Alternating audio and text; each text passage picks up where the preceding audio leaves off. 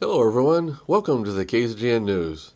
Today we'll bring you a warning from the Kern County Sheriff's Department, news on the outcome of yesterday's first elections for 2016, today's KZGN Talking Points editorial, weather, sports, and much more. From the Rademacher Hills to Bee Mountain and the mighty Sierras, Ridgecrest to Inyokern and China Lake, this is your news for the Indian Wells Valley with the KZGN News crew. Hello, I'm Tom Whitnick. Thanks for joining us for the news affecting Ridgecrest and the Indian Wells Valley. We start the news with this warning from the Kern County Sheriff's Department. Advisory: Kern County Sheriff's Office warns citizens of virtual kidnapping scam. On February 1st, 2016, at about 2:28 p.m., the Kern County Sheriff's Office received a report of a possible kidnapping victim being held for ransom. The information was relayed to the Sheriff's Office by a person familiar with the alleged victim. The person relaying the information indicated they had received a phone call from an unknown suspect who had instructed the person to obtain money in exchange for the release of the kidnapped victim, or the victim would be harmed. Deputies responded to the area of Oswald Street and Bernard Street in East Beakersfield, where the reporting party had arrived to obtain money from a bank. Deputies were able to make contact with the reporting party, and after further investigation, they determined the reporting party had been the victim of a scam known as virtual kidnapping.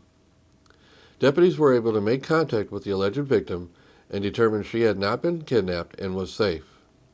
According to the Federal Bureau of Investigation, the virtual kidnapping scam is a scam that involves suspects obtaining personal information from targeted victims, usually via the internet. The suspects then contact the target victim by telephone and advise the victim that a family member or close friend is being held hostage for ransom. The suspects then attempt to have the victim wire money to them for the safe release of the alleged victim. Some calls feature screaming in the background to convince a victim of the authenticity of an abduction. According to a recent report by the FBI, most of the calls originate from Mexico and often target Mexican nationals and Hispanics. The phone number used in today's attempted scam was 664-381-1611, which is a common number often associated with this scam. The following information on how to avoid becoming the victim of a scam is provided by the FBI. The success of any type of virtual kidnapping depends on speed and fear. They know they have only a short time to extract a ransom payment before the victims and their families unravel the scam or authorities become involved. To avoid becoming a victim, look for these possible indicators. Callers go to great lengths to keep you on the phone, insisting you remain on the line. Calls do not come from the victim's phone. Callers try to prevent you from contacting the kidnapped victim. Multiple successive phone calls. Incoming calls made from an outside area code. Demands for ransom money to be paid via wire transfer, not in person. Ransom demands may drop quickly. If you receive a phone call from someone demanding a ransom for an alleged kidnapped victim, the following course of action should be considered. Try to slow the situation down. Request to speak to the victim directly. Ask, "How do I know my loved one is okay?" Ask questions only the victim would know, such as the name of a pet. Avoid sharing information about you or your family. Listen carefully to the voice of the kidnapped victim if they speak. Remember to call, text, or contact the victim via social media. Request that the victim call back from his or her cell phone. To buy time, repeat the caller's request and tell them you are writing down the demand, or tell the caller you need time to get things moving. Don't directly challenge or argue with the caller. Keep your voice low and steady. This investigation is ongoing. If you have any information on this investigation or have recently received a similar type call, please contact the Sheriff's Office at 661-861-3110. This kind of goes along with phone scams against seniors with great offers on investments. If a phone offer sounds too good to be true, it probably is not legit. Well, the first elections of the 2016 presidential race started Monday. Iowa held their caucuses. All reports show a record turnout of voters there. The final results for the Republicans show Cruz winning with about 51,000 votes, or 28% of the vote. followed by Trump with about 45,000 votes and 24%. Rubio in third place with 43,000 votes, or 23%. Carson in fourth place with 17,000 votes, or 9%. And in fifth place was Paul with 4%. Of the 30 GOP delegates available in Iowa, NBC's reported just before 1 a.m. Eastern Time on Tuesday that it was allocating 8 for Cruz, 7 each for Rubio and Trump, 3 for retired Surgeon Ben Carson, and 1 each for Huckabee, Bush, Kasich, Paul, and Fiorina. Can you imagine all the millions of dollars spent on getting 50,000 votes? Unbelievable. Cost to run for president. Whew. Many people were expecting a Trump win, but Trump did not show that confidence in interviews on Sunday. Actually, while there were a couple polls that showed Trump winning Iowa, there were months of polls that showed Cruz winning Iowa. So Trump not winning was not that big of a surprise. Of course, the pundits are all piling on Trump now for not being the typical political candidate. Huckabee has suspended his campaign for the White House. On the Democratic side, it was a virtual dead heat. Clinton holds about a half percentage point for the lead. Both are statistically tied at 50% each. The Democrats will not release actual vote counts, just delegates. As it stands now, Clinton and Sanders will be splitting the delegates, and O'Malley has suspended his campaign. So it's down to Clinton and Sanders. Now on to New Hampshire. They hold their elections next Tuesday. Oh, and there will be a Democrat debate this Thursday. It will be hosted by MSNBC at 6 p.m. our time and held at the University of New Hampshire in Durham. Moderators will be Chuck Todd and Rachel Maddow. They're down to just 2 Democratic candidates now. The next Republican debate will be Saturday, February 6th. It will be hosted by ABC News and it will be in Manchester, New Hampshire. The location will be at St. Anselm's College Institute of Politics. This will be the day before Super Bowl. And don't forget, Wednesday evening, the Ridgecrest City Council will hold their regular meeting at 6 p.m. at City Hall. They have a pretty long agenda. The main item on the agenda will be the consideration of adopting a new water ordinance. Now stay tuned for a KZGN Talking Points editorial when we come back.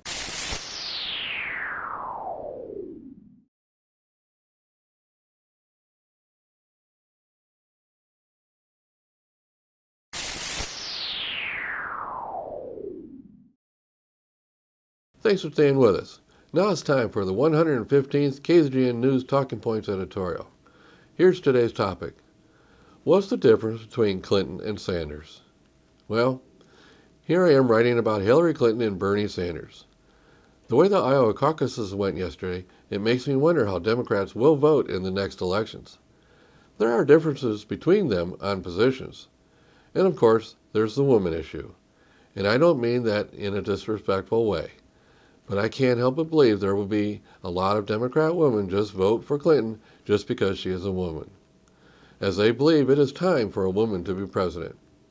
And I admit, I have no problem with a woman being president of the United States. Not at all. First, the Democrats get to decide their nominee. If she wins the nomination, then we all get a chance to either vote for her or against her. But for the primaries, how will Democrats decide which to vote for? Both are fighting for the far left position, but I think Sanders takes it to a much further left position than Hillary. Don't take me wrong here, Clinton is far left. However, Sanders is much farther left. Example, Sanders wants free college to the bachelor level. Clinton supports free college to the associate level. Oh, and they both want to find a way to pay off all the current student loans people currently owe. Another example is on health care. Clinton wants to keep Obamacare completely and fix the couple problems it has.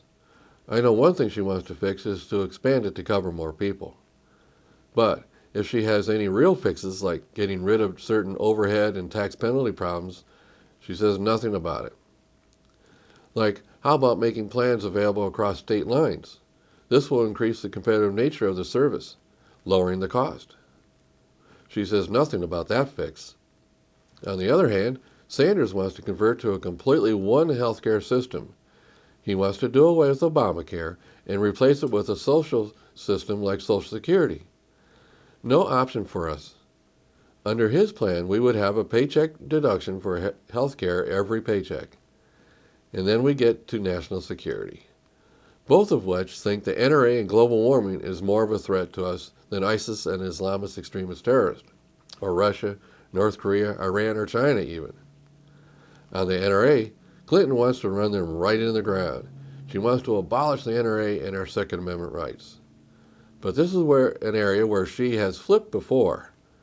But she was pushed into this extreme position by far-left supporters and the other candidates that were once in the race. I suspect now that the other candidates are all gone and it's down to her and Sanders, she might once again start a slight softer position. But she'll continue her tirade against the NRA. Sanders has not been quite so hard on the NRA.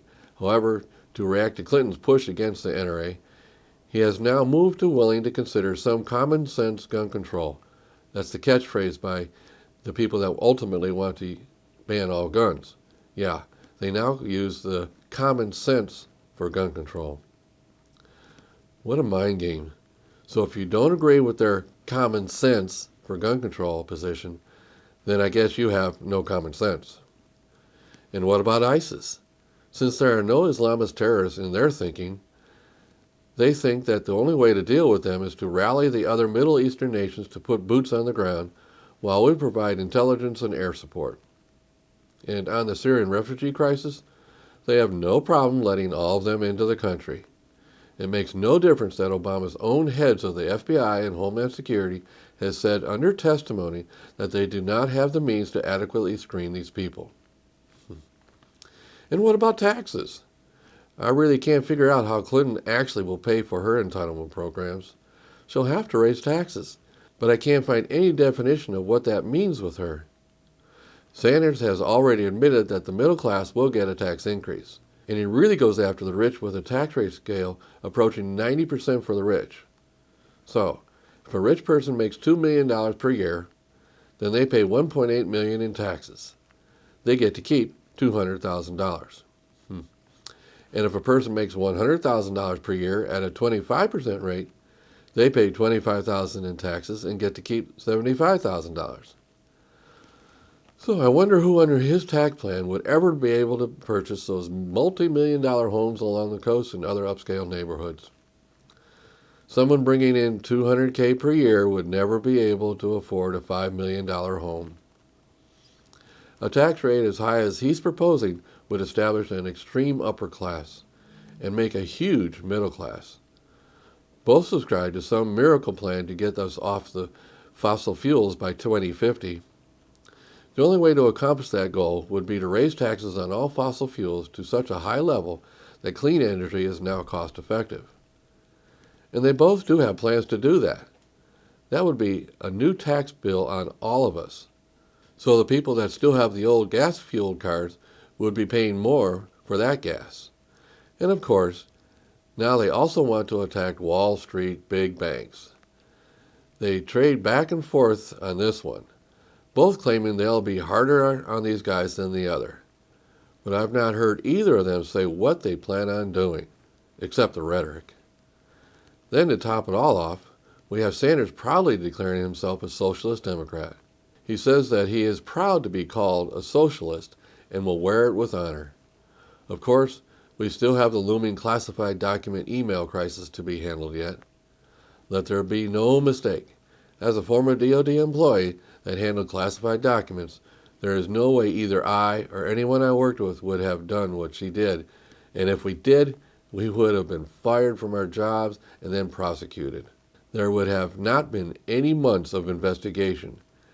Action would have been swift and harsh. There's more I could get into on that, but that's enough for now. And finally, Sanders wants all the big corrupt money out of political campaigns. This being directed right at Clinton, for all her huge speaking fees she has received over the years. He points to her receiving $600,000 just last year in speaking fees from supporters, and her huge multi-million-dollar PACs used against him. While there are many similarities between them, there are also some big differences. So there you have it. In conclusion, there are differences between them. It will be interesting how the Democrats make their final choice for their nominee for president. I'm Tom Windick, and that's what I think. I'd like to know what you think. If you have any comments about this editorial or would like to discuss or recommend a topic, I'd like to hear from you. Please email them to info@kzgn.net. Now stay with us for weather and sports when we come back.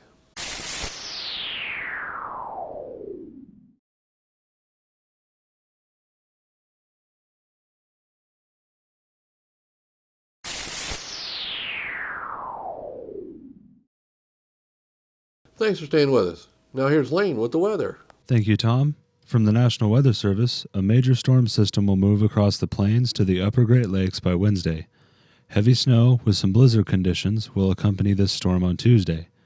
Meanwhile, this same storm will bring severe thunderstorms capable of damaging winds and a few tornadoes from Mississippi and Alabama northward into the Ohio River Valley Tuesday afternoon and evening. Temperatures across the nation. Carolinas at 55, Georgia at 72, Arkansas at 71, Northern Texas at 48, Arizona at 49, and Los Angeles at 57. And for us locally, tonight, mostly clear with a low around 30, west-southwest wind 5 miles per hour. Wednesday, mostly sunny with a high near 53 with a calm wind. Wednesday night, partly cloudy with a low around 33, east-southeast wind 5 miles per hour. Thursday, sunny with a high near 56, north-northeast wind 5 miles per hour. Thursday night, mostly clear with a low around 35, north wind 5 miles per hour. Friday, sunny with a high near 58, northeast wind 5 to 10 miles per hour. Friday night, mostly clear with a low around 35, north wind 5 miles per hour. And Saturday, sunny with a high near 60, north-northeast wind 5 miles per hour. And that is your forecast for the IWV. Now back to Tom. Thanks, Lane. And now here's Tom Hecht with sports. And a very pleasant Tuesday early evening to everyone. Let's talk about local high school sports. Burroughs basketball, the girls right now tied for second place. They will battle Wednesday night against Apple Valley, a team they beat rather handily last time in Ridgecrest. And then on Friday night, they'll be home again for a very tough match against Serrano, a team that beat them there 2 weeks ago by 2 points.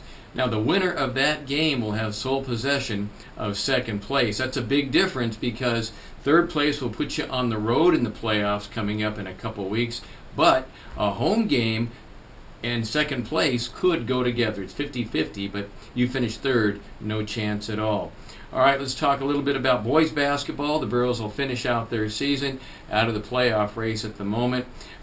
Injury to Cole Hayes was a big blow offensively to the team, but they've been doing a good job with the younger guys and playing hard. They'll play Apple Valley, a team that they beat last time at Apple Valley tomorrow night. They'll also be on the road Wednesday against Serrano.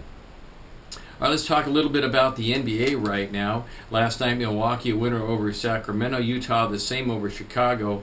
Denver, Atlanta, Oklahoma City, and San Antonio all get wins. Now, looking at the NBA right now, just about halfway done. NBA All-Star Game coming up. Toronto now 32-16.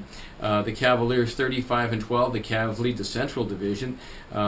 David Blatt, who was fired several weeks ago. I mean, you have the best record in the league, and they get rid of you. But rumor is that Phil Jackson now has some interest in coaching in Cleveland, if you can believe it. He's now the GM of the Knicks right now.